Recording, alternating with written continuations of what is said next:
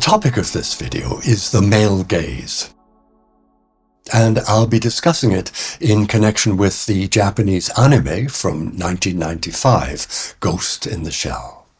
We'll begin with some history concerning the male gaze in classical painting and in film, and then go on to consider how it works in Ghost in the Shell and why the male gaze still matters. Although he didn't actually use the term, it was the English art critic John Berger who introduced the idea of the male gaze in his television series Ways of Seeing from 1972, and in the book that followed. A woman in the culture of privileged Europeans. The way he sees it, the patriarchal system that used to dominate Western societies assigned all the doing to the men and reduced the role of women to merely appearing and being seen to appear. He shows how this power dynamic plays out in the history of painting the female nude, a genre that's commissioned, produced, and consumed by men. To be nude is to be seen naked by others and yet not recognized for oneself. A nude has to be seen as an object in order to be a nude. Yes, this is the objectification that the male gaze is about. But not, apparently, in the beginning. Adam and Eve were enjoying life in the Garden of Eden until eating the apple made them realize they were being seen as naked by the other, and presumably by the divine gaze as well. But the nude is different, on display, as Berger puts it, to be looked at by men. Often, as with the favorite subject of Susanna and the elders, this is the actual theme of the picture. We join the elders to spy on her. She looks back at us looking at her. Yes, this is Tintoretto from 1560, and what a formidable look back that is. Susanna appears unconcerned with the lecherous elders, turning her gaze toward the greater number of viewers in front of her on our side of the canvas. While the elders ogle her, she deflects the male gaze in our direction. In fact, she appears surprisingly unconcerned in many treatments of this theme, as in the second version by Tintoretto. Rubens, by contrast, is concerned to show the fear and revulsion in Susanna's expression. But it isn't until a woman takes up the theme that we get the female perspective on it. With Artemisia Gentileschi, whom Berger unfortunately doesn't discuss, we see a whole new side to the drama. The first woman artist to tackle the topic, she did so from raw personal experience and painted 7 different versions of it.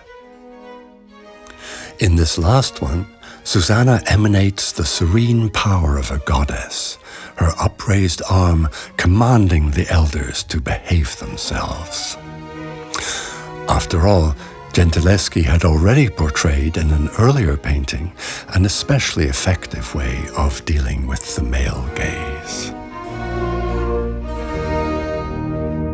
In general, though, since the idea of the male gaze is associated with men looking not at naked women in the flesh, but at images depicted on a flat surface of canvas or linen, it tends to be superficial.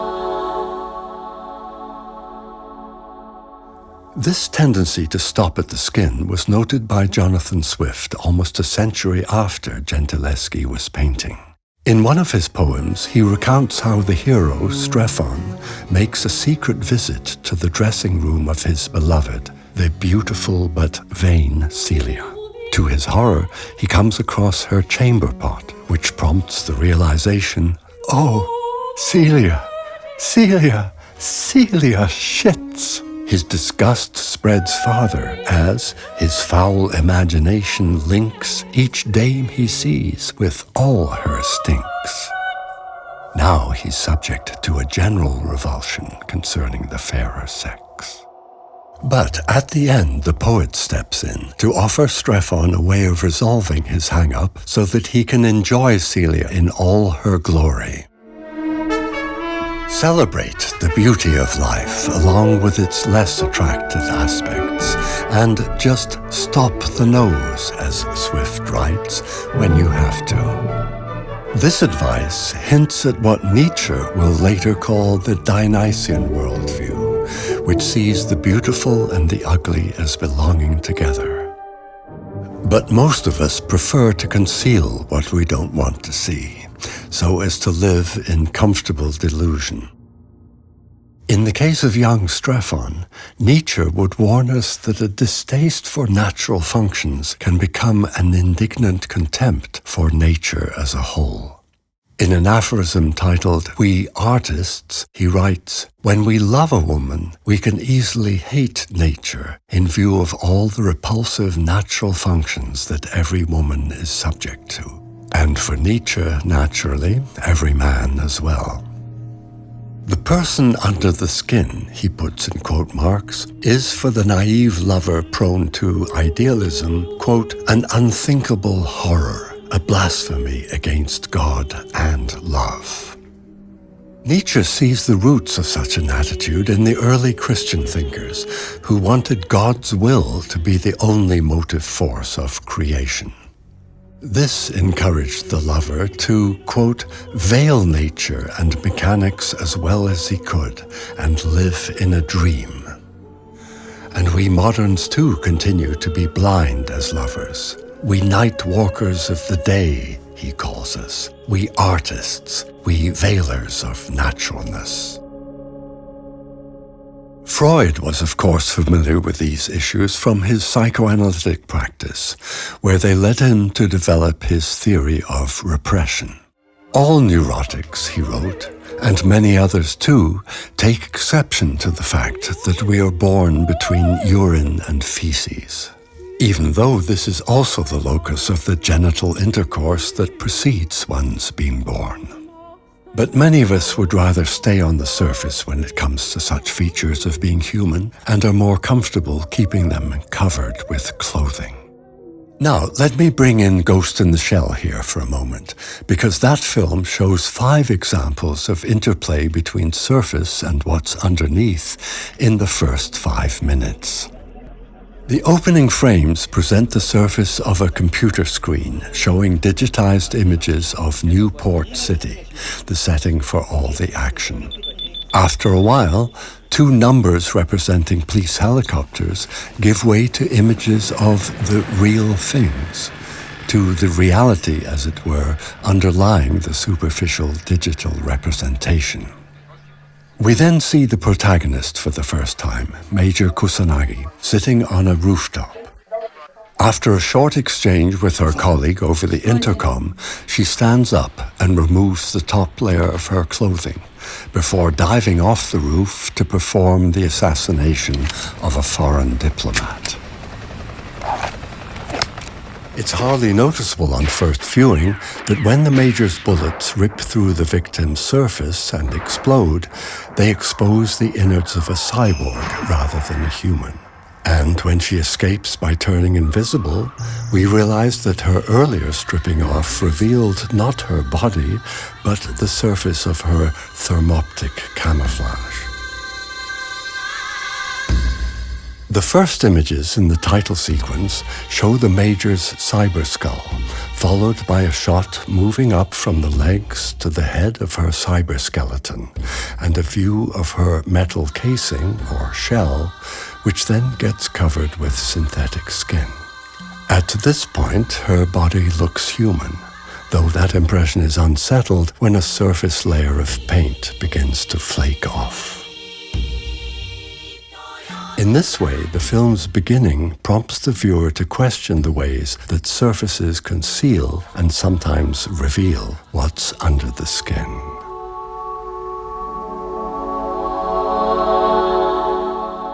We saw John Berger introduce the idea in his Ways of Seeing program, and it was 3 years later, in 1975, that the term male gaze was coined by the filmmaker and theorist Laura Mulvey in an essay titled Visual Pleasure and Narrative Cinema. Mulvey draws instructively on psychoanalysis, and especially Freud's ideas about pleasure in looking, using it as what she calls a political weapon to show how, quote, the unconscious of patriarchal society has structured the form of film, and in Hollywood especially. Now, here's the single mention of male gaze in the essay. In a world ordered by sexual imbalance, pleasure in looking has been split between the active male and passive female. The determining male gaze projects its fantasy onto the female figure, which is styled accordingly. In their traditional exhibitionist role, women are simultaneously looked at and displayed. As with John Berger's discussion, the gazers at the display are male.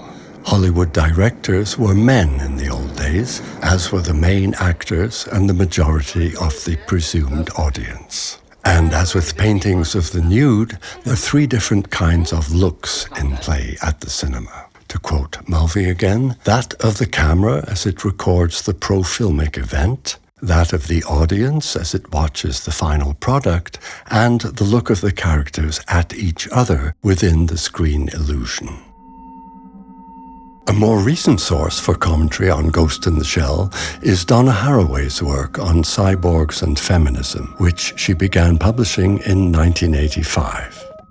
The cyborg is a hybrid of human and machine, and so resists categorization in terms of hierarchical binaries of male and female. And insofar as it's what she calls a creature in a post-gender world, it opens up a space for the liberation of women. But followers of Haraway tend to find Ghost in the Shell disappointing. Here's a representative criticism. That although, quote, the film gives an outlet and a voice to the liberatory potential of the cyborg, on the other hand, the female protagonist is reinscribed within one of our most familiar paradigms of femininity, woman as sexualized object for the enjoyment of the male gaze. So let's consider the male gaze enjoying the woman as a sexualized object within the screen illusion, as Mulvey puts it.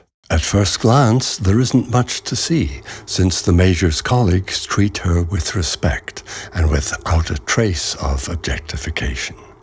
But some commentators are troubled by the scene on the boat with her colleague Bateau. Let's look at that scene while listening to an account of it in a journal article titled Refiguring the Radical Cyborg.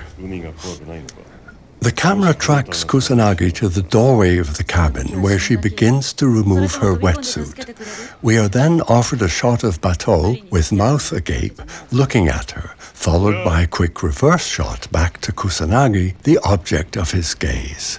In the reverse shot, the female cyborg is positioned with her back to the camera, now the surrogate for both Bateau and the spectator's gaze. Her wetsuit unzipped to below waist level, revealing the top portion of her buttocks. Because her face is averted from the source of these multiple looks, Kusanagi does not return them and thus serves instead as their passive, eroticized object. Well, Laura Mulvey did warn us that the determining male gaze projects its fantasy onto the female figure, and that's exactly what's happening here. The author fantasizes the Major's beginning to remove her wetsuit before we see Bateau with mouth agape, as well as a revealing of buttocks. But the main point is that Bateau doesn't engage in any kind of gaze, which by definition has to be steady and intent. When he sees the Major begin to disrobe, he looks away and down after a disconcerted glance. But the film's worst betrayal of the radical cyborg ideal, according to our critic, is its portrayal of the Major as maternal. Ghost in the Shell, he writes, invokes and mobilizes the familiar paradigm of woman as maternal body as its chief means of disarming the radical cyborg. He goes on to encourage the reader to regard the Major as, quote, a maternal figure, though that would be an unusual mother without any reproductive organs. Perhaps those ample cyber boobs are bringing Mummy to mind. But they appear at the end of the film along with another reminder of what's under the skin. This is all a good example of what happens when you let ideology, rather than careful looking, dictate what you're going to see.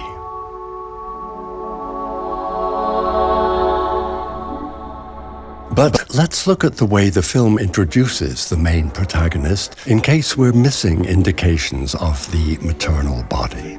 The first time we see the Major, we hear her colleague saying through her cyber implant, "There's a lot of noise in your brain." To which she replies, "Seirichu nano." It's that time of the month.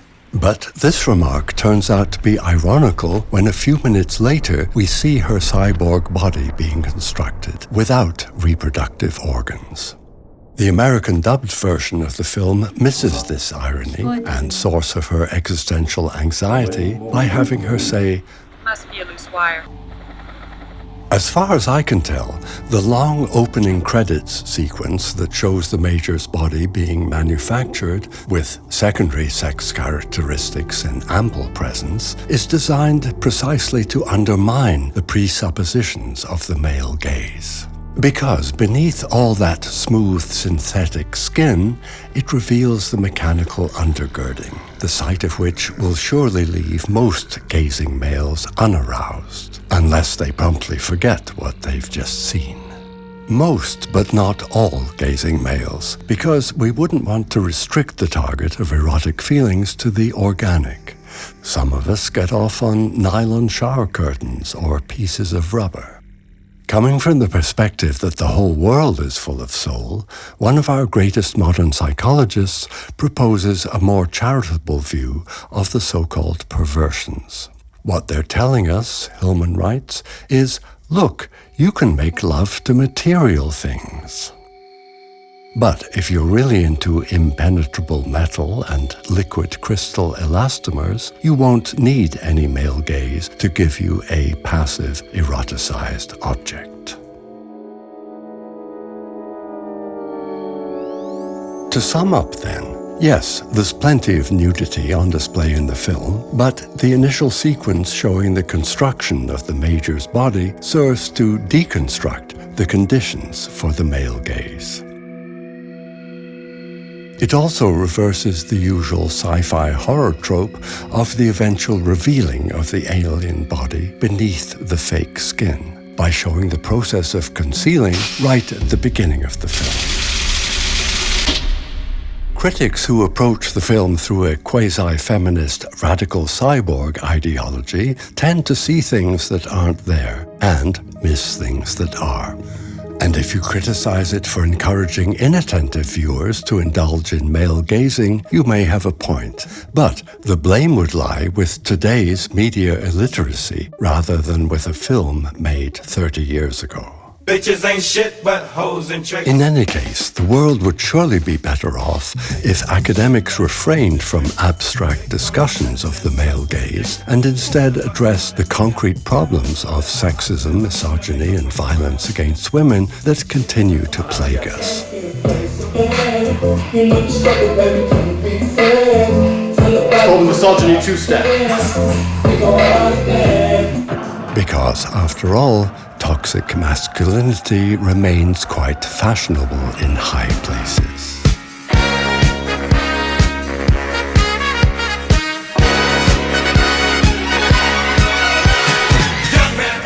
Now, I don't really know how to dance against the male gaze, but man, these dudes set the bar so low, it's certainly worth a try.